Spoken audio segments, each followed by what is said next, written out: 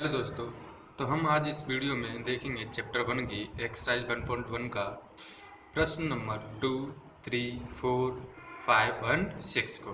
तो इसमें दूसरा क्वेश्चन है आपका, दर्शाइए कि कोई भी विषम धन पूर्णांक 6q प्लस 1, 6q प्लस 3 या 6q प्लस 5 के रूप में होता है जहाँ q कोई पूर्णांक है। तो सबसे पहले हम क्या करेंगे, इसमें धन पूर्णांक को मानेंगे। तो यहाँ से हम लिखेंगे माना कोई धन पूर्णांक a है तथा b बराबर, यहाँ b बराबर कितना है 6, इसमें भी b बराबर 6, इसमें भी b बराबर 6 है। तो b बराबर कितना है 6। तो हम यहाँ देखते हैं कि b बराबर 6 है, तो a में अगर 6 भाग देगा तो कोई क्वोशिएंट बचेगा यहाँ पर, तो यहाँ से शेष पर r बचेगा, जहाँ हमारा q 0 से बड़ा और बराबर है।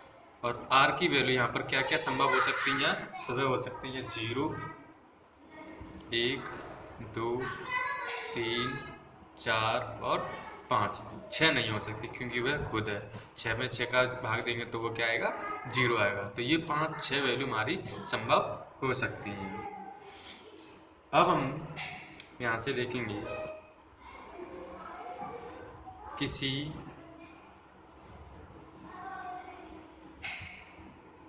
q बराबर 0 या q से बड़ा, 0 से बड़ा है, यानी यहाँ देखेंगे किसी q जो है हमारा 0 से बड़ा और बराबर है, तो इसके लिए के लिए यूक्लिड विभाजन प्रमेय का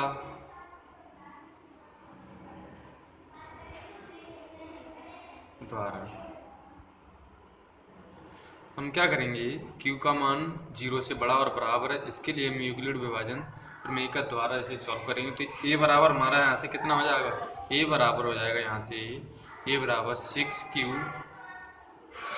प्लस r, जहाँ r बराबर क्या है हमारा 0, 1, 2, 3, 4 एंड 5 है। इसलिए किसी भी धन पूर्णांक को हम क्या क्या कर सकते हैं, यहाँ पर ये वैल्यू अगर हम r की जगह लगाएंगे तो देखो क्या क्या संभव हो सकती हैं। 0 लगाएंगे तो 6q, 1 लगाएंगे तो 6q प्लस 1, आगे 6q plus 2, 6q plus 3, 6q plus 4 और 6q प्लस 5 के रूप में लिखा जा सकता है। यानी ये जो हमारा, हम इसको इस रूप में लिख सकते हैं। अब उसमें कहा था विषम धन पूर्णांक, इसमें तो हमारे सम भी हैं और विषम भी हैं। तो ये देखो, ये वाला सम है, ये सम है और ये सम है।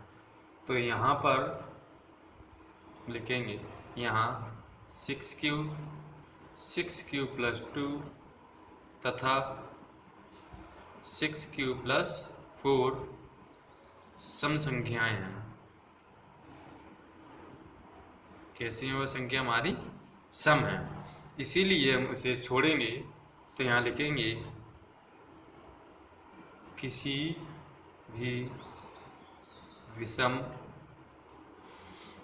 धन पूर्णांक, किसी भी विषम धन पूर्णांक को क्या लिख सकते हैं हम, बचाव के जो बचा 6q plus 1, 6 cube plus 3, 6 cube plus 5।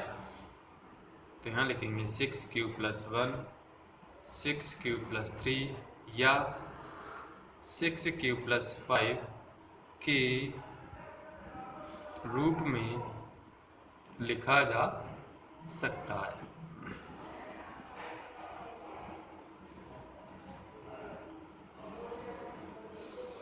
ठीक, लिखा जा सकता है और यही हमारा आंसर है।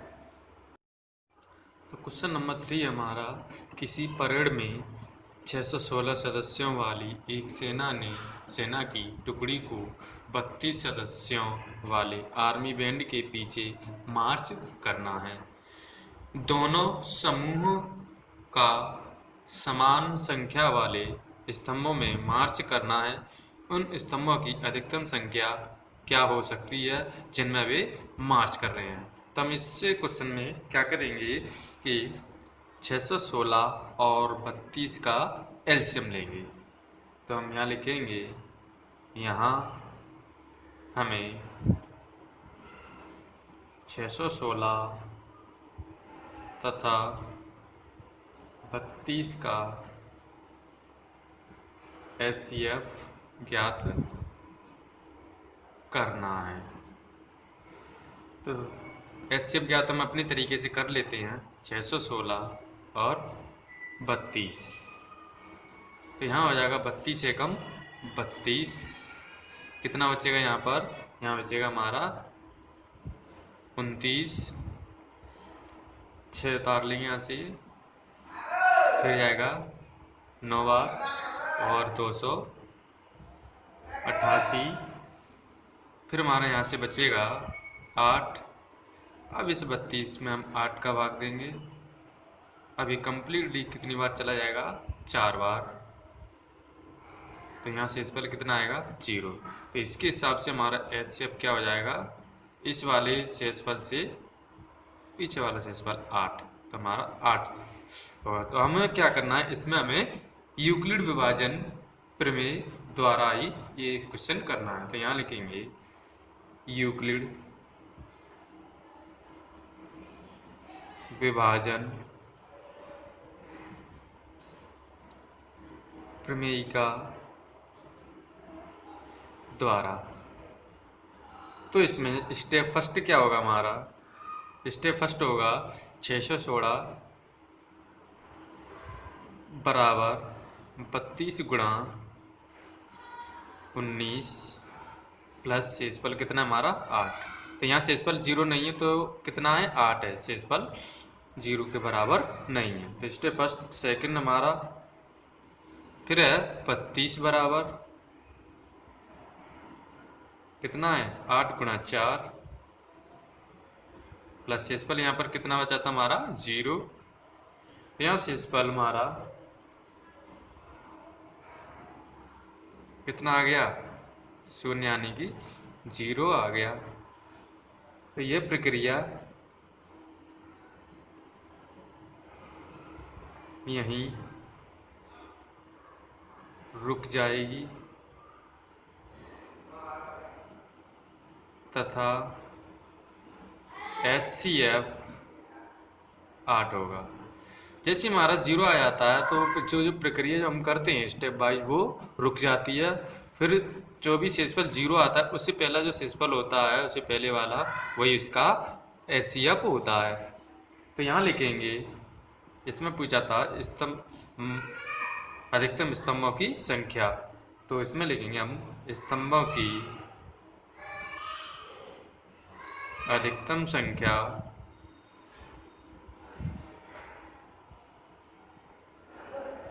बराबर 8 होगी। तो क्वेश्चन नंबर 4 है हमारा, यूक्लिड विभाजन प्रमेयिका का प्रयोग करके दर्शाइए कि किसी धनात्मक पूर्णांक का वर्ग किसी पूर्णांक m के लिए 3m या 3m+1 के रूप का होगा। तो सबसे पहले हम ये देख सकते हैं कोई भी धन पूर्णांक हम किस प्रकार लिख सकते हैं। तो यहाँ से देखेंगे कि माना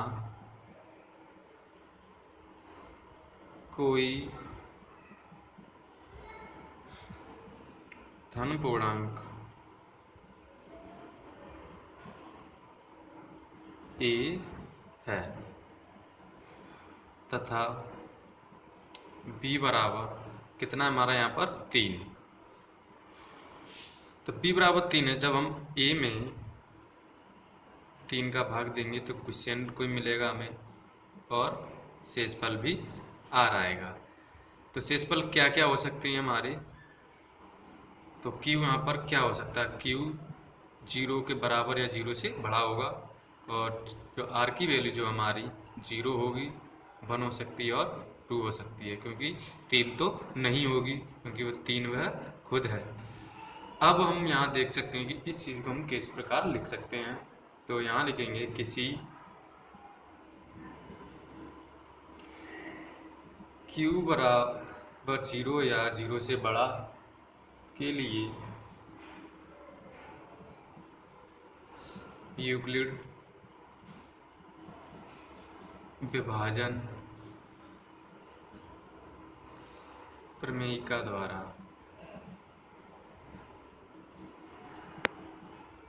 तो यूक्लिड विभाजन जब प्रमेयिका हम यहाँ पर लगाएंगे तो देखेंगे यहाँ से a बराबर हमारा क्या आएगा, a बराबर 3q,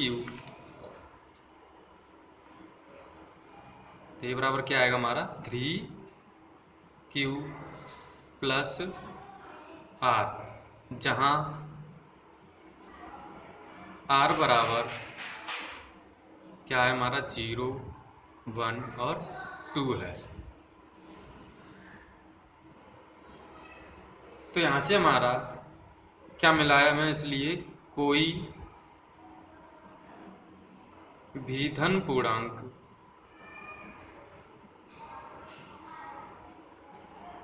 जैसे यहाँ से क्या मिलेगा 3q प्लस 1 या 3q प्लस 2 के रूप का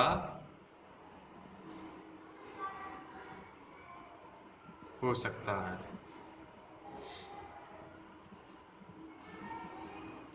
अब यहाँ से हमें तो ये मिल गया। अब उस क्वेश्चन में हमसे क्या कहा था, क्वेश्चन में कहा था कि धन पूर्णांक का वर्ग किसी पूर्णांक m के लिए या 3m या 3m प्लस 1 के रूप का होगा या नहीं। तो हम क्या करेंगे, यहाँ से इनका वर्ग करेंगे। ठीक, अब हम जैसे सबसे पहले लेते हैं हम 3q का।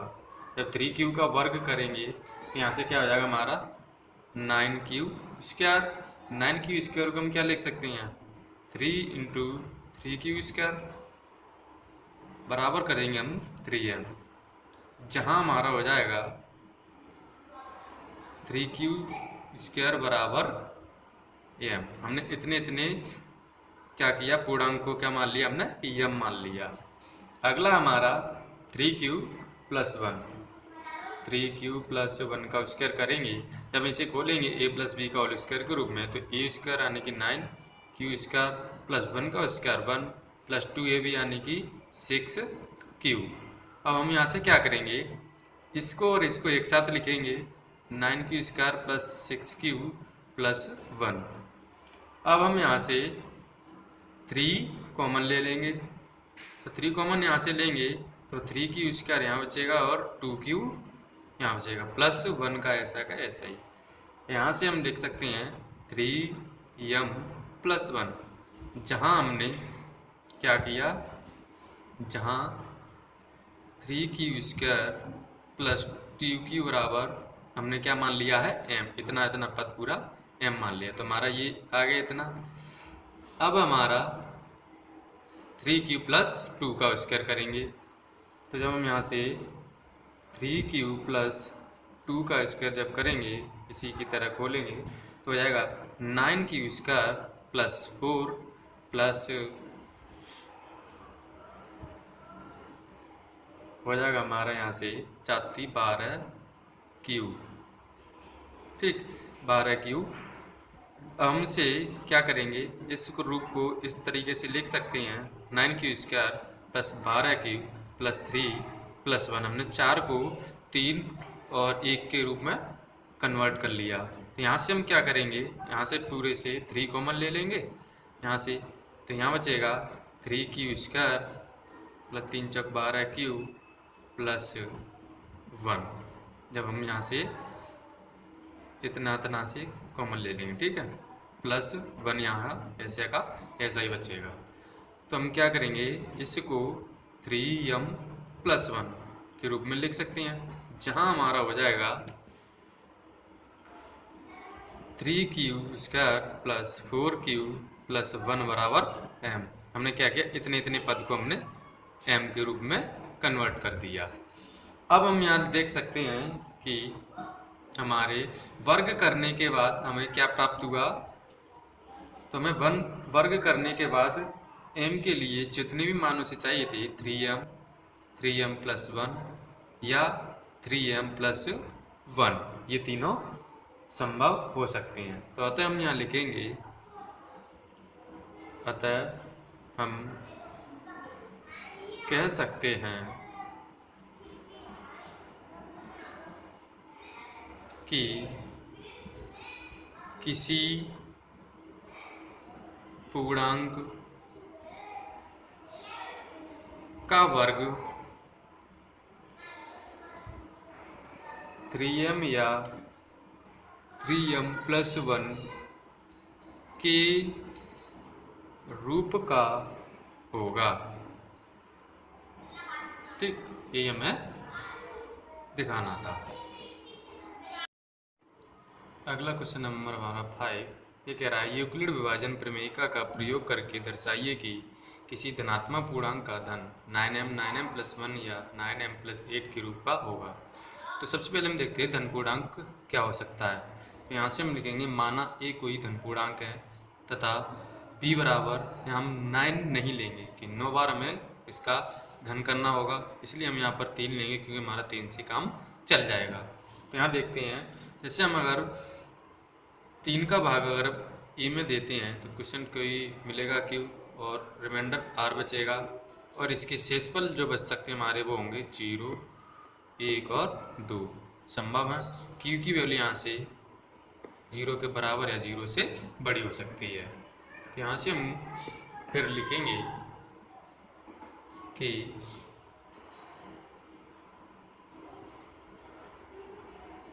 कोई q बराबर 0 के लिए यूक्लिड विभाजन प्रमेयिका, विभाजन नहीं लिख पाया मैंने यहाँ पर, विभाजन प्रमेयिका द्वारा। ठीक, तो यहाँ पर यूक्लिड विभाजन प्रमेयिका क्या बन सकती है, a बराबर क्या हो जाएगा 3q प्लस r, जहाँ r बराबर क्या है हमारा 0, 1 और 2। अब हम यहाँ क्या लिखेंगे ऐसे, अतः इसके लिए क्या क्या रूप हमारे संभव हो सकते हैं। तो हम यहाँ से जैसे इनकी वैल्यू इसमें रखेंगे तो लिखेंगे, अतः किसी धन पूर्णांक को हम क्या लिख सकते हैं, 3q प्लस 1 या 3q प्लस 2 के रूप में लिख सकते हैं। ठीक, इसको हम इस रूप में लिख सकते हैं। अब हम क्या करेंगे, यहाँ से इनका घन करेंगे। अब जैसे हम 3q का q करेंगे, घन करेंगे तो क्या हो जाएगा 27q का पावर 3। यहाँ से हम क्या करेंगे 9 कॉमन ले लेंगे, तो 9 जब कॉमन लेंगे तो यहाँ बचेगा 3q का पावर 3। तो हम यहाँ आगे लिख सकते हैं कि 9m, जहाँ m बराबर हमने क्या मान लिया है, 3q की पावर 3। ठीक, अब हम क्या करेंगे, अगले वाला पद 3q प्लस 1 का q करेंगे। अब 3q प्लस 1 का q करेंगे तो यहाँ से हो जाएगा 3q का q प्लस 1 का cube plus 3 into 3 cube of 3 cube plus 1। हमने क्या किया, इसे खोल दिया इस रूप में। अब हम इसका जब आगे करेंगे तो ये हो जाएगा 27 क्यूब का क्यूब प्लस 1 प्लस 3 त्रिकोण 27 क्यूब स्क्वायर प्लस हो जाएगा 3 त्रिकोण 9 क्यूब, कितना हो जाएगा। फिर हम यहाँ से क्या करेंगे, इससे और इससे क्या करेंगे, 9 कॉमन ले लेंगे। तो जब हम यहाँ से 9 कॉमन लेंगे तो यहाँ बचेगा 3 क्यूब का cube plus 3 cube square plus cube, तो यहाँ बचेगा 1। अब हम क्या करेंगे, इतने इतने हिस्से को क्या मान लेंगे, हम m मान लेंगे। तो ये हो जाएगा 9m प्लस 1, जहाँ हमने क्या किया, m बराबर 3 क्यूब का cube plus 3 cube square plus cube, ये इसके हमने बराबर मान लिया। अब हमारा लास्ट पद रह गया, वो रह गया हमारा 3 क्यूब प्लस 2 का होल क्यूब। जैसे हमने ऊपर वाला किया था तैसे हम इसे करेंगे, इसे भी खोल देंगे इसी के रूप में। तो 3 क्यूब का क्यूब प्लस 2 का cube plus 3 of 3 cube 2 of 3 cube plus 2। तो जब हम इसे खोलेंगे तो हो जाएगा 27 का क्यूब प्लस 8 3 त्रिके 9 9 दूनी 18 18 तिया 54 क्यूब का स्क्वायर प्लस हो जाएगा 36 क्यूब। ठीक, अब हम क्या करेंगे, इनको पास पास लिख लेंगे, या हम इनसे क्यू वाले इनसे और इनसे 9 कॉमन ले लेंगे। जब 9 कॉमन लेंगे यहाँ से तो हमारा यहाँ बचेगा 3 क्यूब का cube plus 6 cube square plus 4 cube और प्लस 8 हमारा ऐसा ही रहेगा यहाँ पर। अब हम क्या करेंगे, इतने इतने पद को m मान लेंगे। 9m प्लस 8 हो जाएगा, जहां हमने क्या किया, m बराबर 3 क्यूब का cube plus 6 cube square plus 4 cube हमने इतना इतना मान लिया। अब हमें जो भी दर्शाना था, जैसे 9m प्लस 8 और 9m प्लस 1 और 9m, ये तीन चीजें हमें बतानी थी, ये धन पूर्णांक। तो हमारा ये निकल चुका है। तो हम क्या करेंगे, लास्ट में लिखेंगे हम यहाँ पर, अतः हम कह सकते हैं